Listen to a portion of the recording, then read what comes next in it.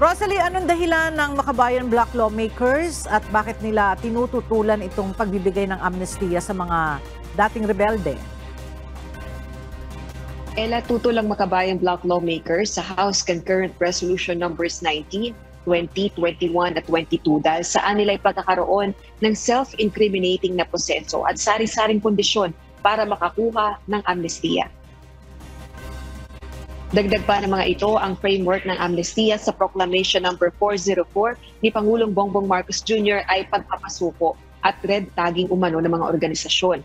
Hindi rin nila hinihiwalay ng armed combatants o hindi hinihiwalay ang armed combatants sa hindi armed combatants, kaya may mga hindi armed combatant o yung mga walang armas na maituturing na nagkakasala at masasaklaw ng amnesty program dahil lamang nila sa kanilang politikal na paniniwala. Gayunman, adopted na ng House Plenary ang 4 na concurrent resolutions na pumapabor sa pagkakaloob ni PBBM ng amnestiya sa iba't ibang rebelding grupo. Partikular na ang Revolusyonaryong Partido na Manggagawa ng Pilipinas o Revolutionary Proletarian Army Alex Bongcayaw Brigade, Communist Party of the Philippines New People's Army National Democratic Front, Moro Islamic Liberation Front at Moro National Liberation Front.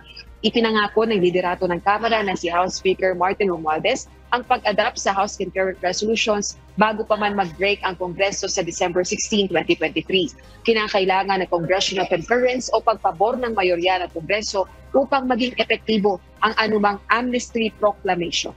Balik sa iyo, Ella. Maraming salamat, Rosalie Coz.